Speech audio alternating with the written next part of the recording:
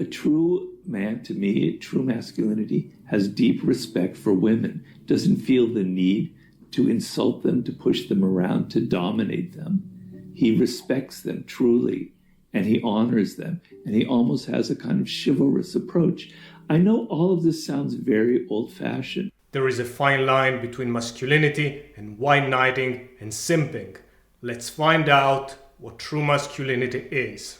Hi, my name is Lucio Buffalmano, founder of ThePowerMoves.com, the most visited website in the world on power, strategy, and men's empowerment. And we are going to review Robert Greene's takes on power and masculinity. Let's find out what's true and what's idealism. Anyway, so to me the idea is you have a sense of control of your nature, of who you are. You know that you're not just about being aggressive. It's not just about picking fights and going out in the world and kind of hurting people or pushing them around. That's actually a sign of weakness. True inner strength is something that's quiet and that's calm, right? And so you don't feel the need to push people, to hurt people, to assert yourself, to show off, to show how people who show off how wealthy they are, how many fancy cars they have, are actually weak. They're actually insecure. They're actually incredibly immature. Greene never makes names. However, based on the timeline on when he released this video, I think it's pretty clear that he refers to Andrew Tate and the kind of Tate-like type of masculinity. So the question is, are people who show off not masculine and or weak? In a way, what he says is true, and personally I also agree with him. I don't like the type of masculinity that's all about showing off and being too much in your face. On the other hand, masculinity is also a scientific concept. What's masculine? It's what's mostly associated with men. Men brag far more than women do on average. So scientifically, bragging by itself does not make you less masculine. It makes you more masculine. Does it make you weaker? Well, it depends in my opinion. If you do it because you have a strong need for others to like you, then in a way that makes you needy, in a way that is weak. On the other hand, display of resources, what's called conspicuous consumption, is a known technique to attract women, and it works. So it always depends where and how you are doing it, but by itself is not necessarily weak. Also, in these days and age, showing off fast cars and attractive women is a well-known, proven marketing technique. The people that Greene is criticizing here, in a way, are using his own law of power, court attention at all costs. In this day and age of attention economy, it can be an effective technique. So the real question is, are you using your showing off or are you being used by it? Because if you're using it as a technique to achieve a certain goal you care about, I don't like it. It's not my ideal of strength, of masculinity. It's not part of my goal, what I want for my life. However, that doesn't make it weak or unmasculine. Just because we don't like something, it doesn't mean it's not masculine or effective. You know, I say in Laws of Power, always say less than necessary. Weak people have to talk, have to brag, have to talk, say all these things. If you're strong inside, you let your actions do the talking. You don't have to go on websites and show all the great things, that your cars, your money, your house.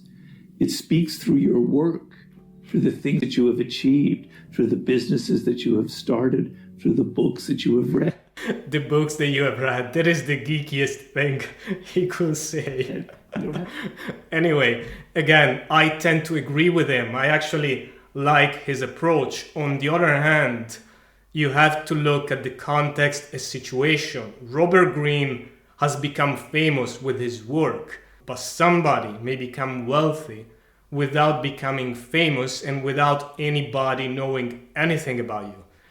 Andrew Tate made his money with shady con business that's not gonna give him status just by his business.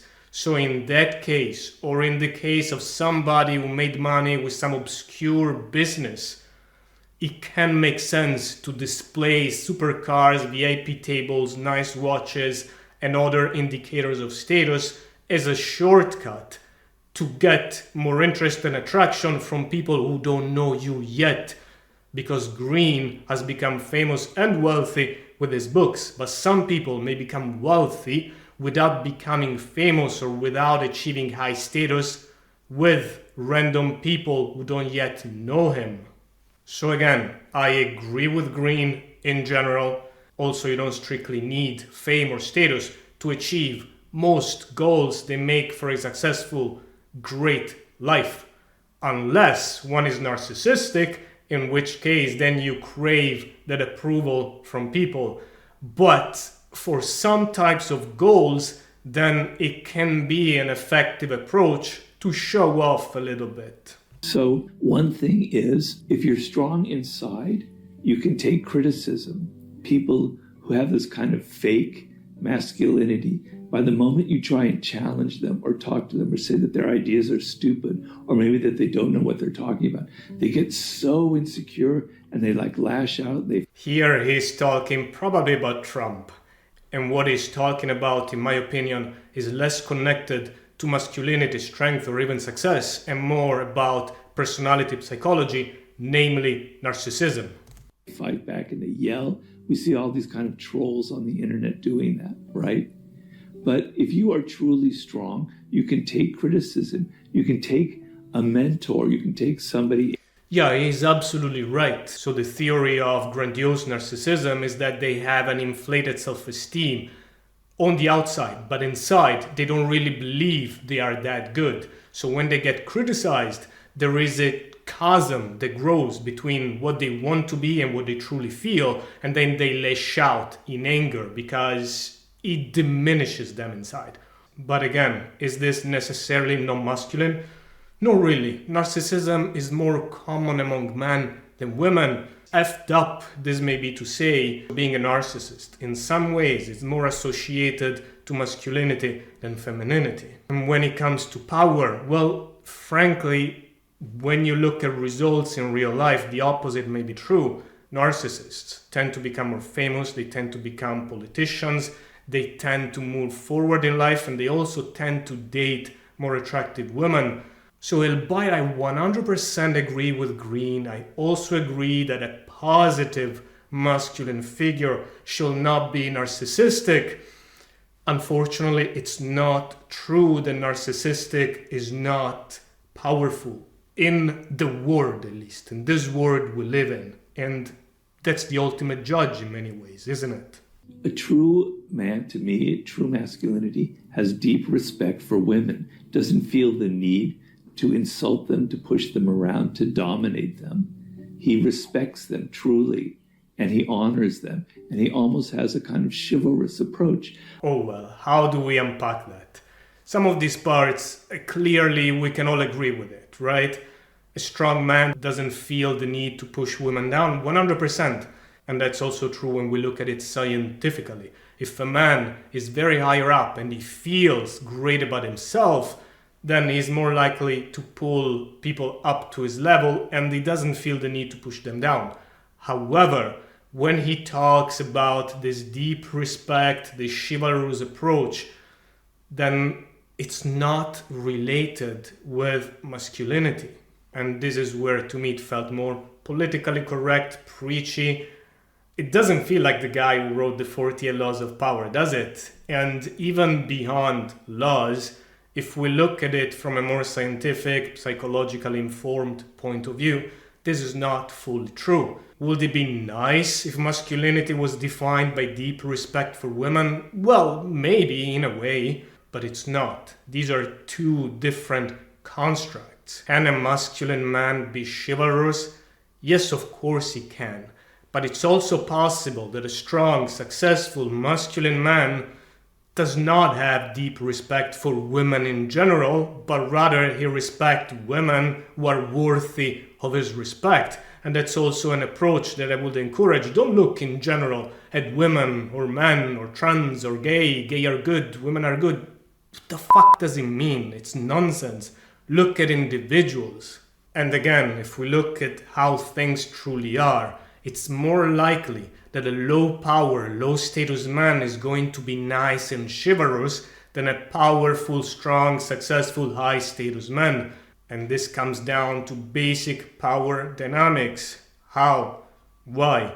Because the low status, low power man must be nice to women and chivalrous and be a provider in order to have a shot at a relationship. The strong, powerful, shall we say, alpha type of man does not need to be nice because women want him anyway. As a matter of fact, if we look at research, we see that dominance is more associated with short-term dating success. It's not being nice and chivalrous that is associated with short-term dating success. And short-term dating is exactly where the most powerful, dominant, and higher status men rule. Men who are lower in power, strength, and masculinity and dominance do not have access to short-term dating, so they must be nice and chivalrous.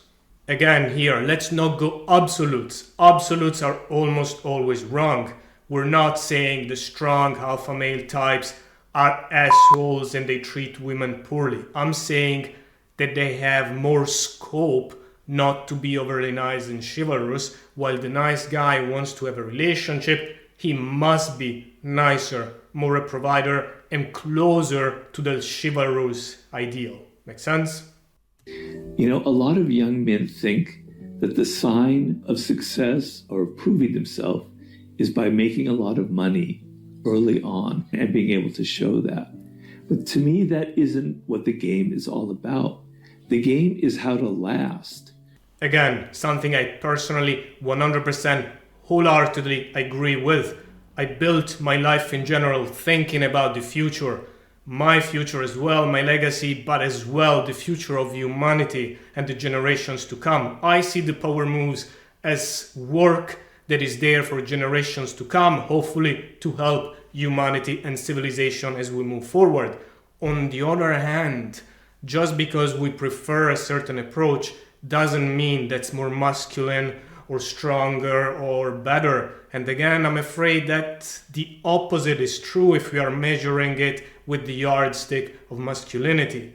Why? Because the faster, risk-taking approach of wanting it all and wanting it all now is more associated with masculinity than femininity for evolutionary reasons. Men, on average, as a block, are more risk-taking than women and more likely to go for a fast life approach, which is all about getting as much as you can fast and showing it off. Men also have a higher incidence of psychopathy, which again is more associated with short-term thinking rather than long-term empire building. And when it comes to pure effectiveness, thinking long-term is often more successful, especially in modern society, fortunately, but it's still context dependent. And sometimes men with a fast life history, what is criticizing, make money as fast as possible and show it off, it can be more effective in certain environments which are more dangerous or riskier, or when you cannot be sure that you are going to live long enough to enjoy the fruits of your work for the long term, then the shorter term approach makes more sense. Again, I don't like it. It's an approach I discourage. It's an approach I think it's poor for civilization and the future of humanity in general. But we must tell the truth. And the truth is, what Greene is criticizing as not masculine or not strong, it's not associated with masculinity or strength or even success. You don't need to prove yourself. The way that you prove yourself is not by how many women you can seduce. It's not by how... Well, I don't know about that. I agreed with everything before. This one, I'm not sure, frankly. But let's not look so much at what I think, and let's look at science and psychology in general.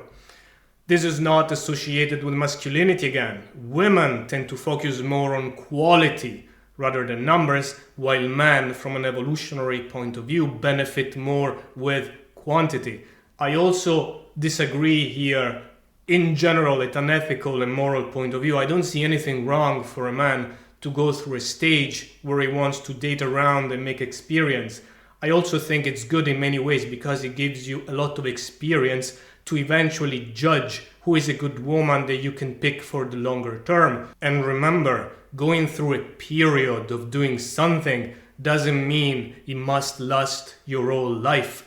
I have seen several men that have gone through a period of serial dating and playing around, and then eventually they committed. Some other men, it was their way of proving themselves, dating a lot of women. They were successful at it, and then they felt much better about themselves, higher self-esteem, and then they went ahead and had great businesses. So this one specifically for me, men don't prove themselves by dating around. Yeah, in a way it's true, but it's the one I disagree the most with, both personally from an ethical point of view and scientifically and psychologically as well. Also, one last thing about this. Do not poo-poo on the approach of a guy who is successfully dating around, because it takes a lot of competence, it takes a lot of skill. It's not something everybody can do. And when you can do that without being very attractive, very famous, very wealthy, very high status, it's gotta earn some respect because that guy had to work himself at that level. He needs certain skills that few other men have. I actually respect that, especially if he does it without being an asshole, without lying, and without manipulating. But the other thing is, when I look at these people who are performing masculinity, one thing you'll notice is they can't stand any kind of criticism. If Now he's going back to narcissism and Trump, you'll see. anybody criticizes them, they get enraged, right? They're so weak. And in fact, they have to go to reach a level where they have to make sure nobody can criticize them. I think he's referring to Trump, who kicked out journalists and made difficult questions. And again, I completely agree with him. I think we need to elect and choose leaders who are not narcissistic. Unfortunately, some men cannot see that. In my judgmental opinion, a lot of people are sheep and lemmings, and they will follow the charismatic leader who is narcissistic and psychopathic because they are low power themselves, so they look up to this stronger looking type of man. However, at the same time, we cannot forget that Trump has become the most powerful man in the world twice, so you cannot call that weak, I'm afraid, or at least not weak in the results that he gets in the real world. Also in a parallel universe where Trump hasn't won the first election, he probably hasn't won the second either. But even there, he's still become a billionaire, he has still dated very attractive women, he's still a very successful man. So I 100% agree with Greene. I will recommend any man who wants true, honorable self-development to work on his inner narcissism and, not eliminate it totally because there are some positives, but do exactly that. Take the positives and work on the negatives that makes you too thin-skinned. On the other hand, I still cannot agree on the fact that that approach is necessarily weak, because if we look at the real world, narcissists advance more and faster than most non-narcissists. And this is our approach at ThePowerMoves. We always advise and prefer a honorable man approach. However, we always tell our student what truly works to become successful in real life. Sometimes what works includes some dark triad traits, and especially if you want to be successful with a honorable man approach, you need to learn those. Learn how at ThePowerMoves. There are free articles, or Empower University is the fastest way to learn how to be successful as a man in the real world. Link below, or watch this other video on Robert Greene, and you will learn whether you can truly learn from him and his books and 48 Laws of Power and the Art of Seduction or not. Check it out here. Ciao guys.